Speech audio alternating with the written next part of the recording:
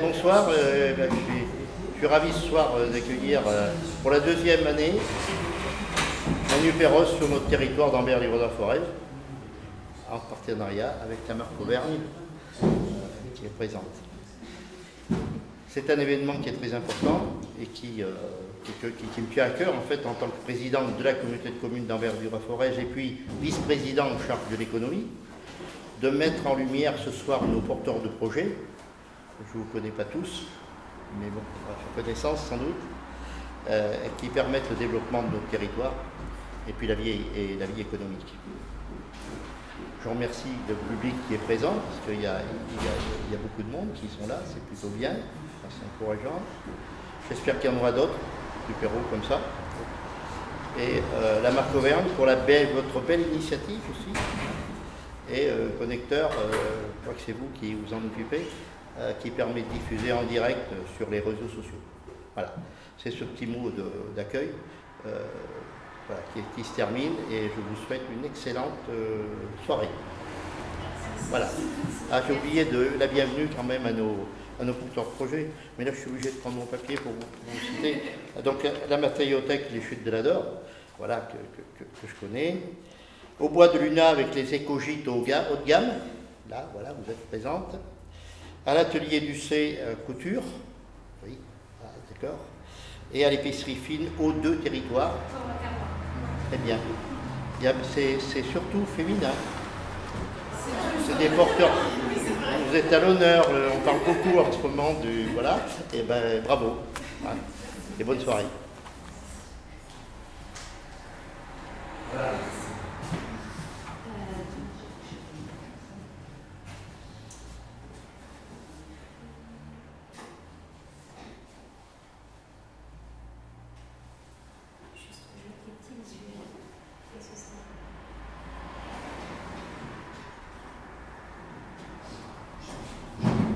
Gaël est à l'honneur.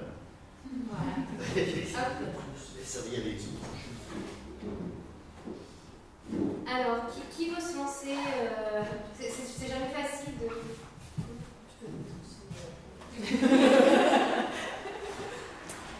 Alors, bonjour, je suis Gaëlle Boigou, en charge de la communication sur la communauté de communes Ambert-Livre-de-Forez. Et je travaille avec la marque Auvergne sur l'organisation de ces apéros. Du coup, on va commencer avec le premier porteur de projet. Est-ce qu'il y a un volontaire pour lancer la machine? Ah bah parfait. Et on accueille au bois de Alice du bois de Luna. Je vais changer le visuel.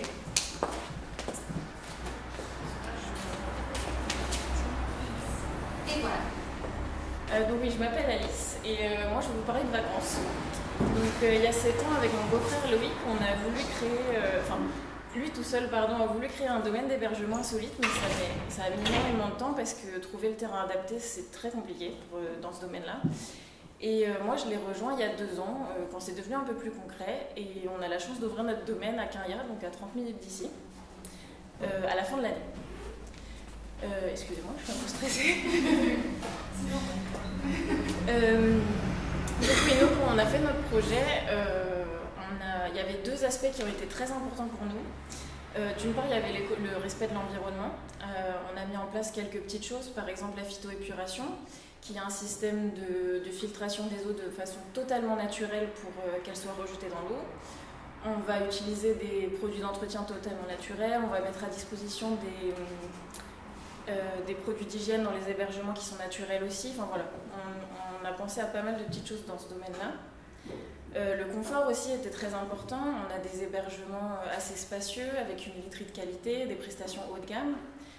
Notre terrain nous a permis d'implanter les hébergements pour qu'ils soient isolés et sans vis-à-vis. Et évidemment en pleine nature, donc c'est très agréable aussi. Au niveau des prestations qu'on proposera, il y a des repas qui seront totalement faits maison avec des produits locaux et bio au maximum. On propose aussi des activités, on met à la location un quad électrique, des VTT à assistance électrique et on a aussi fait un partenariat avec une masseuse qui est juste à côté de chez nous, qui pourra venir vous masser 1 heure dans le dôme ou même s'il fait beau sur la terrasse. Et je pense que j'ai fait à peu près le tour. Oui, donc mon beau-frère Loïc, avec qui je fais le projet, n'a pas pu être là ce soir parce on va lancer une autre activité l'année prochaine qui est en cours de préparation. Et il est en formation pour devenir éducateur sportif spécialisé dans la grimpe d'arbres. Donc en fait, l'année prochaine, on aimerait bien proposer des ateliers pour apprendre à grimper dans les arbres, faire même des apéritifs dans les arbres. Voilà. Donc là, il est en formation, donc il n'a pas pu venir, mais c'est pour faire des activités assez sympas. Donc voilà. Et sinon, là on est en plein travaux, vu qu'on ouvre à la fin de l'année. Et vous pouvez suivre un peu tout ça sur les réseaux sociaux. Donc c'est Bois de Luna, on pourra vous donner les coordonnées. Et j'ai oublié, mais normalement je voulais vous montrer une petite carte qu'on a prévue, qu'on pourra vous, si vous voulez voir un peu, qu'on pourra vous montrer avec des visuels des hébergements. C'est des visuels 3D qu'on a fait avec notre constructeur. Donc vous pourrez voir à quoi ça ressemble et il y a toutes nos coordonnées dessus. Donc voilà, on pourra vous en donner. Et, voilà. Merci. Alice, juste un petit mot. Vous me disiez que vous étiez arrivée sur le territoire par rapport à votre projet. Ouais. Est-ce que vous pouvez nous en dire un petit peu plus Oui, en fait, alors nous, on vient de... Alors, à la toute base, on était en région parisienne. Et puis, on est allé en Savoie pour... alors, on avait une piste sur un terrain, comme je vous disais, ça a été très compliqué. On s'est battu pendant 1 ou 2 ans sur le PLU, pour ceux qui connaissent. C'était très compliqué et on a dû abandonner et finalement on a trouvé le terrain juste parfait ici. C'est pas pour le dire, c'est vraiment, on est amoureux de ce terrain. Et comme je le disais tout à l'heure, en fait on est ici depuis le début de l'année et on est super heureux d'être arrivé en Auvergne. Merci. Je vous en prie, des questions. Je n'ai pas entendu la commune. À Quinrières. C'est à 30 minutes d'ici. Voilà. Parfait, monsieur. Après, oui, c'est bien, oui, les soucis, on va dire, que vous avez connus sans doute, et vous avez dit avec le PLU. Oui. Effectivement, les règles du urbanisme sont bloquantes sur notre territoire, et c'est ça. C'est un peu compliqué. Mais si vous avez réussi à trouver encore un terrain qui était mieux que ce que vous aviez pensé, eh ben, je ne vois pas dans quel lien vous êtes. En fait, c'est dans un lieu dit, c'est les Monéros. Oui. Merci. On pourra continuer les échanges à la prochaine. Très bien. Merci. Vous voulez y aller ? Allez.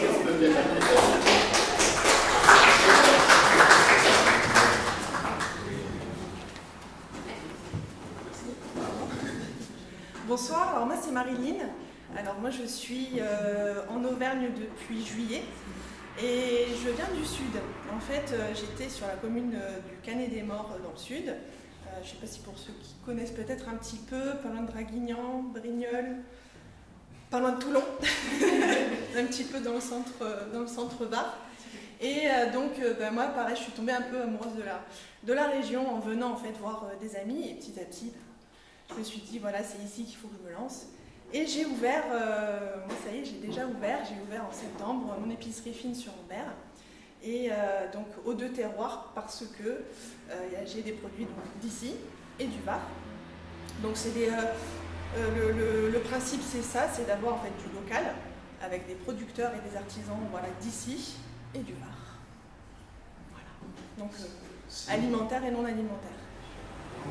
À Ambert, dans le centre-ville. Rue de la Filetterie.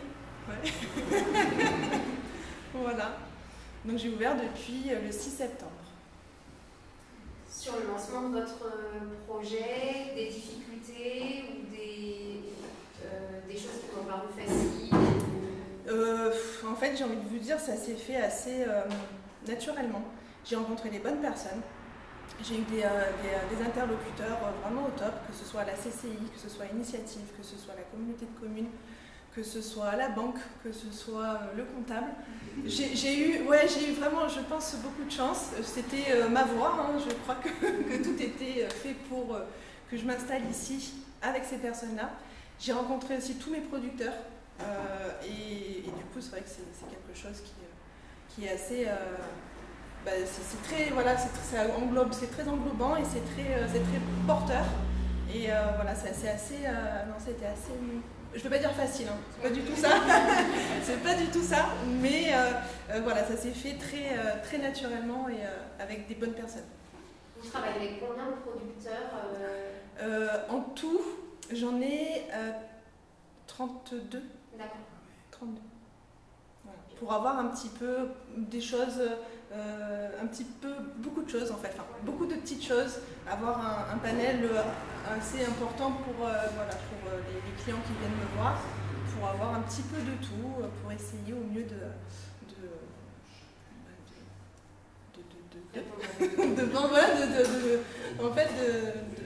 donner aux clients ce qu'ils ont envie de voir aussi dans la boutique. Si on veut suivre vos aventures, est-ce que vous avez... J'ai une page Facebook et Instagram. Donc c'est aux 2 terroirs à Ambert. Voilà. Et là je suis en train de voir pour faire un site web, un site vitrine. Très bien. Merci. Je vous en prie.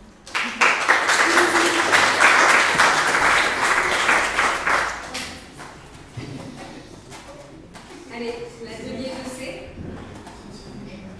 Emmanuel, c'est ça. On se met dans le coin. Bonjour, moi c'est Emmanuel, donc je suis porteuse de projet pour l'atelier d'Ossé. Donc mon atelier, c'est un atelier de couture qui a démarré avec le Covid. Donc il y en a qui sont morts et moi je suis née à ce moment-là, enfin mon atelier est né à ce moment-là.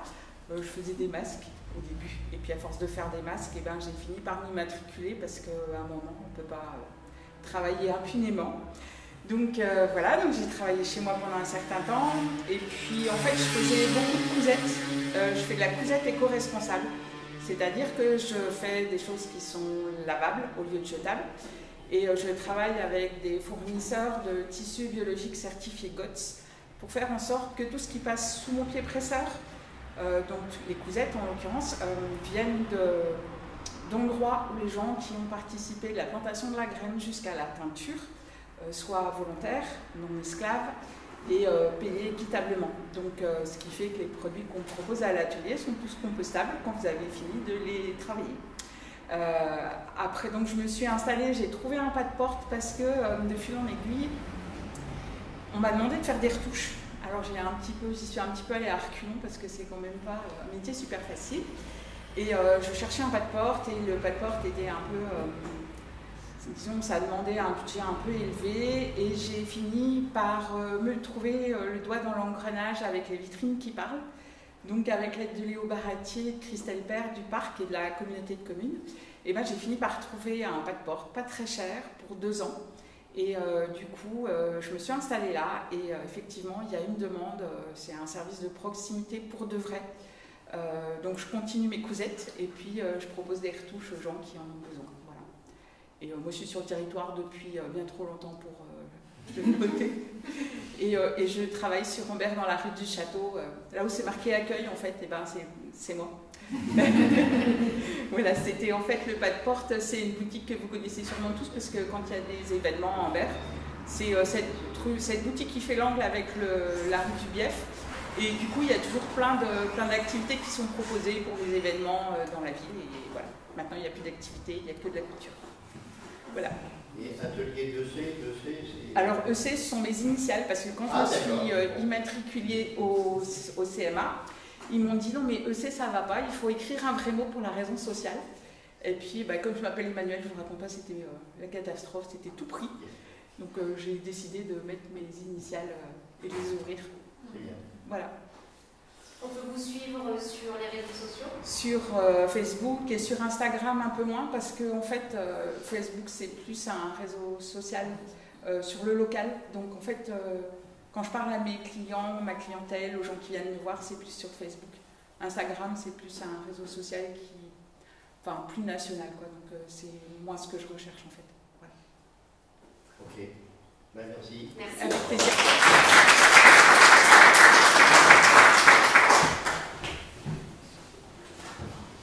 Pélagie et Dorine de la matériothèque des Chutes de la Dôme.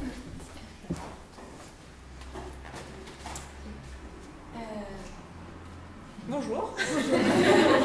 Bonsoir. Moi c'est Pélagie et je suis Dorine. Et donc on a créé une matériothèque sur le territoire. Donc, ça a commencé au moment du confinement. Le premier confinement, en fait, on a été confinés ensemble et puis on a aussi pas mal d'amis qui sont venus à ce moment-là et qui retapaient des maisons et en fait c'est le moment où tout s'est arrêté et on s'est rendu compte qu'il y a beaucoup de monde qui recherchait des matériaux, les prix des matériaux avaient augmenté et puis donc on s'est dit qu'il y avait peut-être quelque chose à faire par rapport à ça. Et j'avais travaillé dans une matériothèque dans la Drôme, à Romans-sur-Isère, quelques années avant. Et du coup, je me suis dit, ce serait peut-être le moment de créer une matériothèque. Donc on s'est rapproché du service déchets parce qu'il y avait des caissons matériothèques qui étaient déjà en place dans les déchetteries. Donc on est allé visiter les caissons et puis petit à petit, on a fait une étude de faisabilité. Suite à l'étude de faisabilité, on a trouvé un local en début de cette année. On a du coup cherché des sous pour payer ce local. Donc le local est juste là au-dessus, à Marsac. Donc on a mobilisé France Active qui nous a permis d'avoir un prêt de 10 000 €. Et en fait avec ce prêt-là, on a dû créer un emploi. On a on a une salariée jusqu'en décembre. Du coup, la matériothèque, c'est en fait une ressourcerie de matériaux. Donc c'est comme une ressourcerie classique où on trouve des meubles, des vêtements, etc. Sauf que nous, on trouve du parpaing, des carrelages, du bois, du métal, des outils, voilà, toutes sortes de choses pour bricoler, construire sa maison. Donc on a cette partie-là, donc on collecte en déchetterie et auprès des particuliers et des professionnels. Et on revend les matériaux à bas prix, soit à prix libre, soit voilà, 50% du prix en fonction de l'état des matériaux qu'on récupère.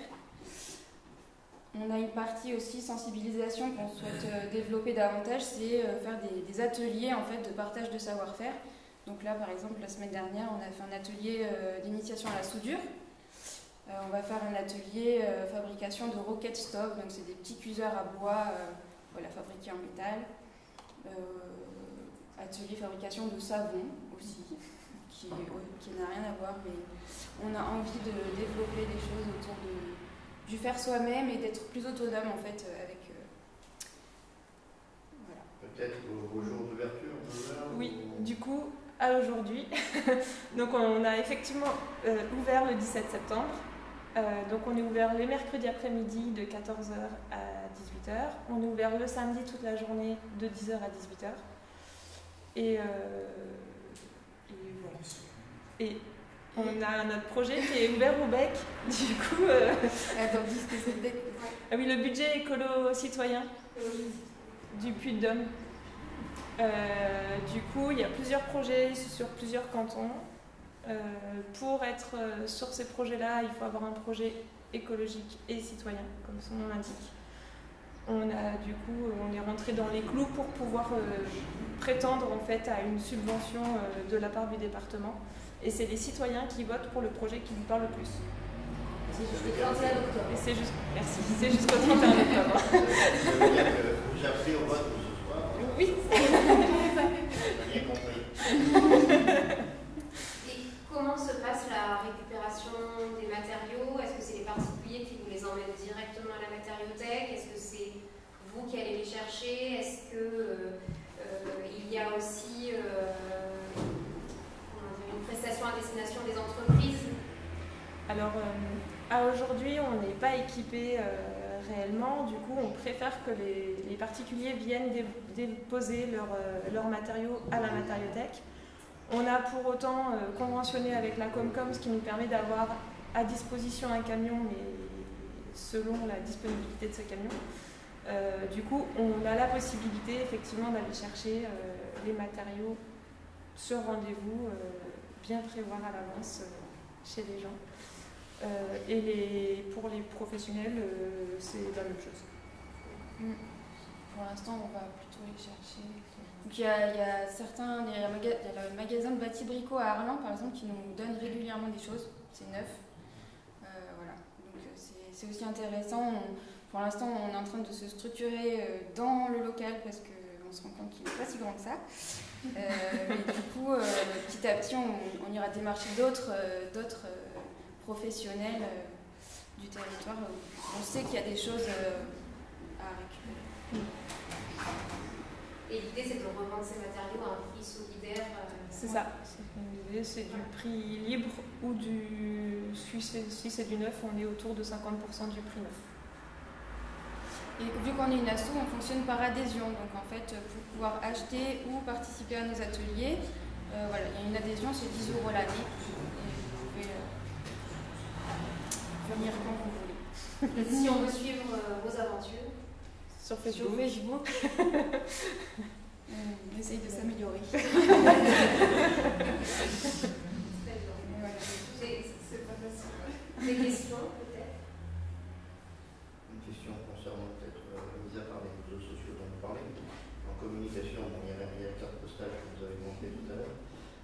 Et pour les autres, vous avez aussi des supports comme ça, des flyers, vous avez distribué. Ils sont là. Ils sont derrière vous.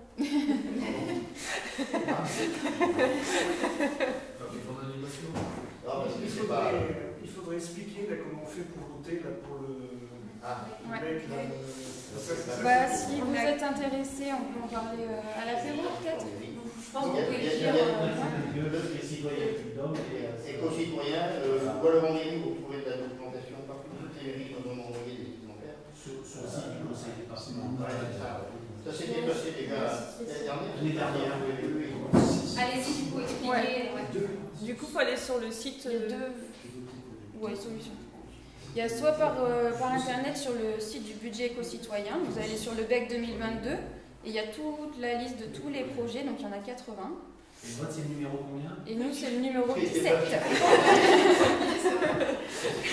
Voilà. Et sinon, il y a, pour ceux qui n'ont pas internet ou qui ont un peu du mal avec ça, on a des petits bulletins papier qui sont juste derrière si jamais. Voilà. Et donc il faut voter au minimum pour 2 projets, maximum pour 6 projets.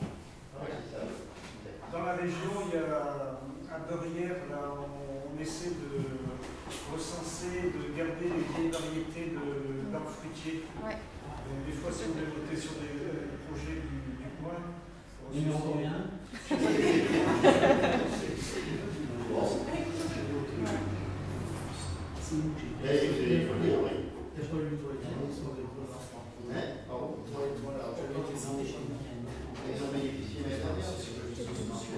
Merci. Merci.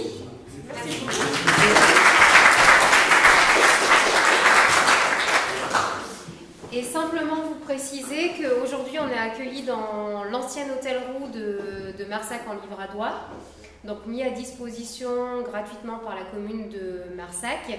Et c'est un lieu sur lequel il y a un projet en fait d'aménagement, enfin un projet de développement.